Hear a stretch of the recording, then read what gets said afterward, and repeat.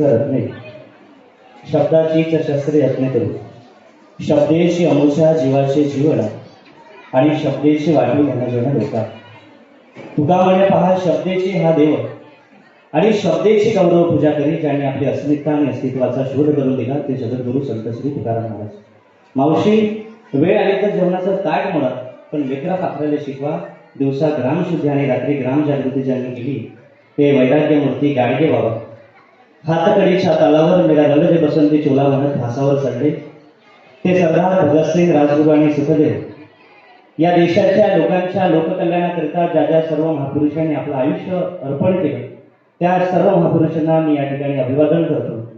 लोकमत सखीच्या वतीने हा आयोजित या कार्यक्रमामध्ये माझ्या मार्गदर्शिका, ज्यांच्या मार्गदर्शनामुळे हा छोटा असलेला तुळशी महाराष्ट्रभर फिरतोय, माझ्या मार्गदर्शिका आदरणीय छायाताई मानव यांच्यासाठी सर्वांनी एकदा जोरदार टाळ्या वाजवल्या. खऱ्या अर्थाने आदरणीय लोकमत सखी मंच, आदरणीय अलकाताई असतील आणि ही सर्व टीम असतील, खऱ्या अर्थाने समाजामध्ये काम करणारी लोक फार कमी असते का ना. हल्ली माणसांकडे आता वेळ नाही. आणि लोकमत सखीचा हा कार्यक्रम कशासाठी आहे तर तुमच्यामध्ये असलेली माहिती तुम्ही आम्ही आता जागृत करतो का, फार मोठा मोठा संदेश आहे. या लहानशा पोराने, हिरभऱ्याच्या पोराने मायेसारख्या 3.5 हाताच्या शरीराला तुम्हाला मी सांगावं तरी काही इतपत मी मोठा नाही कापू. पण असं म्हणतात की चांगल्या गोष्टी माणसाने सांगितल्या पाहिजे. जे अध्यात्म गुरुकुलाचं काम हे समाजापर्यंत जाते.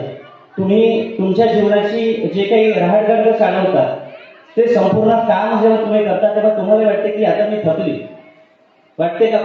पण खऱ्या अर्थाने तुम्ही आम्ही आता खऱ्या अर्थाने जागृत आहोत हाच विचार तुमच्या आमच्यामध्ये बुद्धीमध्ये असला पाहिजे. ज्या रमाईचा त्याग तुम्हाला आणि मला सर्वांना माहीत आहे. मला सांगा, सावित्रीबाईंनी शिक्षण घेतलं तुमच्यासाठी की माझ्यासाठी? स्त्रियांसाठी, तुमच्या आमच्या सगळ्यांसाठी शिक्षण घेतलं. रमाबाईंनी त्याग सहन केला तुमच्यासाठी की माझ्यासाठी? आपल्या सगळ्यांसाठी. सिंधुताई सपकाळ यांनी अनाथाची माय झाली, कोणासाठी? तिला समाजातली परिस्थिती दिसली. माय म्हणून एक पोरगं कोणाच्या हातवर करा बरोबर आपण? एक पोरगं कोणाचं आहे? कोणालाच नाही कधी. मग हातवर करा. आवाज जपला. भारत माता की, छत्रपती शिवाजी महाराज की, माता रमाई की. तुमची लाडकी बहीण आलेली दिसत नाही का आपण? मला आली नाही कधी? नाही का? 21 होणार आहे. आवाज द्या, बोला माता मंजुळा माय की. असं खऱ्या अर्थाने समाजामध्ये चालत असताना तुमच्या आमच्या जीवनाची दशा आणि दिशा ही ज्यावेळेस दिसते त्यावेळेस लोकमत सखीमध्ये वैचारिक पात्रतेच्या ज्या काही महिला असतात त्या पुढे येतात आणि तुमचं आमचं संघटन एकत्रित करतात. तुम्ही पाहिलं असेल की जीवनाचा संपूर्ण रहाटगाडगा चालवताना तुमच्या आणि माझ्या मनामध्ये येणारे अनेक अडचणी आहेत. पण मला वाटते अडचणी जेव्हा तुमच्या आणि माझ्यामध्ये येतात तेव्हा 8वी अंगावर दगड माती शेण घेणारी सावित्रीबाई फुले, 18वी दारिद्र्य असताना डेब्याला शिकवणारी सखुमाय, 4थ्या वर्गात असणाऱ्या माणिकले शिकवणारी मंजुळा माय आणि गाठीने गाठ मारत अंगावरचा थाट उभी करणारी उभी असलेली सिंधुबाई सपकाळ. घरातून निघून गेली, नवऱ्याने तिला सोडून दिलं. आपल्या स्वतःच्या पोराची नाळ गाईच्या गोठ्यात तोडली. तोडल्याच्या नंतर संपूर्ण कंटाळली. गावात जावं कोणीतरी भिकारी नाली भरावी. आणि एवढं सगळं असताना त्याच सिंधुमाईला वाटते की इतकेच मला जाताना, ती सिंधुमाई सांगते की इतकेच मला जाताना सरणावर पडले होते. अरे मरणाने केली सुटका, जगण्याने छळलेले होते. ती सिंधुमाई सपकाळचं काम तुम्ही आम्ही पाहिलं पाहिजे, आठवली पाहिजे. सिंधुमाई सपकाळ तुमच्या आमच्यासाठी का असेल? मोबाईल पाहिला का? मोबाईल त्याच्यात रिचार्ज किती महिन्याने संपते का? तुम्ही 1 महिना नाही ना. म्हणजे एखाद्याला समजून घ्या, एखाद्या वर्षाचं रिचार्ज संपल्यानंतर त्याला ऍक्टिव्ह करावं लागते.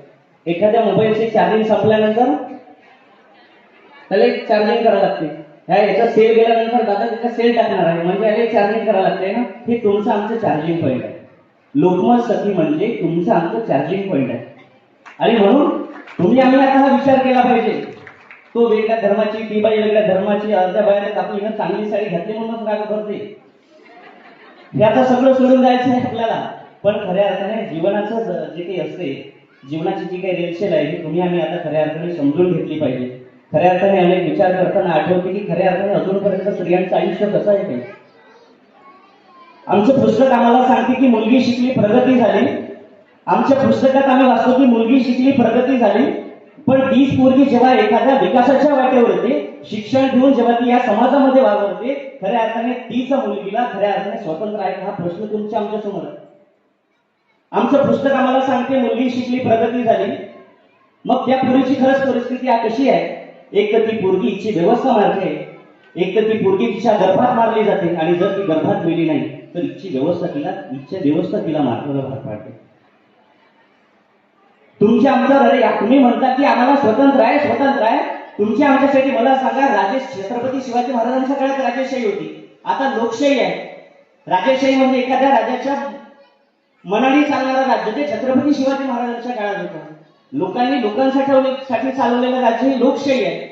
मग सांगा, आजची लोकशाही तुम्हाला पाहिजे की छत्रपती शिवाजी महाराजांच्या काळात असलेली राजेशाही तुम्हाला पाहिजे? सांगा. राजेशाही, बरोबर. मग खऱ्या अर्थाने स्त्री आता कुठे आहे? ती खरंच आता काय करत आहे? आणि हा विचार आम्ही केला पाहिजे. काही दिवसाआधी ताईसोबत मी कोर्टामध्ये गेलो. एका भीतीपाशी, एका कोर्टामध्ये, अमरावतीच्या कोर्टामध्ये लिंबाच्या झाडाखाली बसणारी, डोक्यावर शेव घेऊन बसलेली 80 वर्षाची म्हातारी, तिच्या चेहऱ्यावर सुरकुत्या पडल्या होत्या. त्या आजीच्या मी जवळ गेलो. त्या आजीला म्हणलं, आजी काय झालं? ते म्हणे, बाबू 13 वर्षाची होती तेव्हा 4 विकृत नालायक कुठेही माझ्यावर बलात्कार केला. हा 70-80 वर्ष माझ्या वय आहे, अजूनपर्यंत मला न्याय भेटला नाही. मग खरंच व्यवस्था तुम्हाला आम्हाला काय शिकवते? आमचं पुस्तक आम्हाला सांगते सत्यमेव जयते, सत्याचा नेहमी विजय होतो. पण तो सत्याचा विजय तुम्हाला आम्हाला खऱ्याने पाहायला भेटते का? आणि कवी लिहितो की मज नको नभाये साधे सुधे बियाणे, अरे मी पेरले पिलांच्या चोचीमधले दाणे, की मज नको नभाये साधे सुधे बियाणे, अरे मी पेरले पिलांच्या चोचीमधले दाणे. सत्यमेव जयते कुठेच दिसले नाही. आणि विश्वासघात केला शाळेतल्या पुस्तकाने, विश्वासघात केला शाळेतल्या पुस्तकाने. तुमचं आमचं पूर्व जेव्हा विचारते तेव्हा तुम्ही आम्ही माय म्हणून त्याला काय सांगतो हे काहीपेक्षा महत्वाचं आहे. या काळामध्ये आम्ही तुमच्या पोरांना जर मायेचा हात दिला नाही तर द्वेषाची लाथ हे म्हातारा झाल्यावर तुम्हाला मारल्याशिवाय राहणार नाही. आणि म्हणून खऱ्या अर्थाने तुमच्या आमचे पोर तुम्ही घडवले पाहिजे. गुरुकुलाचं कार्य ज्यांच्या तुम्ही सर्वांनी पाहिलं असेल, आणि नसेलही पाहिलं तर तुम्ही गुरुकुलला या, कारण तुमचा आमचा एक परिवार आहे. कारण आमच्या गुरुकुलमध्ये काकू ब्लँकेटमध्ये रडणारे पोरं आम्ही पाहिले. आई असताना जर त्या पोराला माय भेटत नसेल तर काय फायदा हो तिचा?